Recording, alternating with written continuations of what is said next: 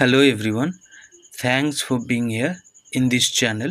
আজকের ভিডিওতে আমরা আলোচনা করব এইচটিএমএল ল্যাং অ্যাট্রিবিউট কী এবং কী কাজে ব্যবহার করা হয়। এইচটিএমএল এর ট্যাগের পাশেই এরকম লেখা হয় ল্যাং ইকুয়ালস টু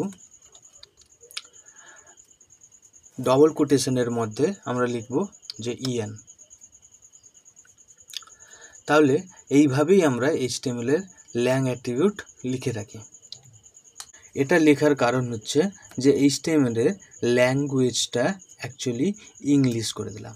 এর মানে ওয়েব ব্রাউজারে যখন আমরা এটাকে হোস্ট করব ব্রাউজারে, তখন ব্রাউজারে এই পেজটির ল্যাঙ্গুয়েজ ইংলিশ হিসেবে ব্যাখ্যা করবে। তাহলে ব্রাউজারকে বুঝতে সুবিধা হলো যে এই এইচটিএমএল ডকুমেন্টটা অ্যাকচুয়ালি ইংরেজি ভাষার উপর। আমরা এই ল্যাং অ্যাট্রিবিউটটাকেও পি ট্যাগ অথবা অন্যান্য এইচ ট্যাগেও ব্যবহার করতে পারি। H1 H2 যে হেডার ট্যাগ হয় তাতেও আমরা ব্যবহার করতে পারি।